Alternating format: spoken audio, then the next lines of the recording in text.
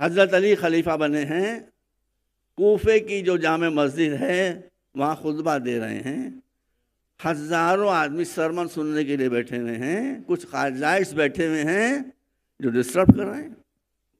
خطبہ نہیں دینے دے رہے، نماز پڑھ رہے ہیں، نماز ڈسٹرب کر رہے ہیں۔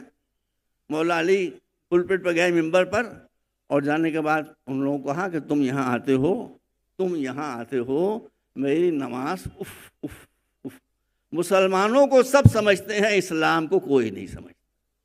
That's the tragedy. اب اسلام کو میں سمجھا رہا ہوں، اسلام کا حاکم ہے، خلیفہ ہے،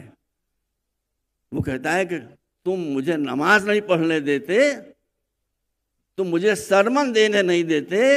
مگر اسلام میں آزادی ہے، اسلام میں لبرٹی ہے، اسلام میں فریڈم ہے،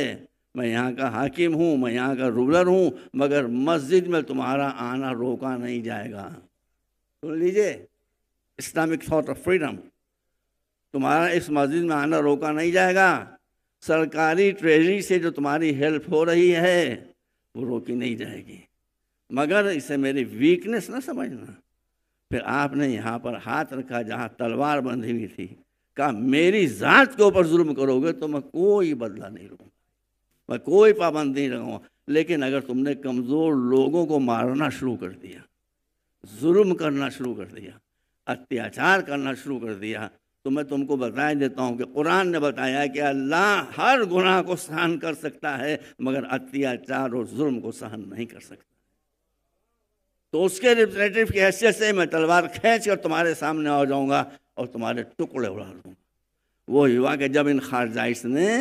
عورتوں کو پکڑ کر، جو پریگننٹ عورتیں تھیں جس کے پیٹوں بچہ تھا، ان کا پیٹ پھاڑ کر ان عورتوں کو مارا، ان بچوں کو حلال کیا اور ذبح کیا، تب پھر جنگ نہروان ہوئی۔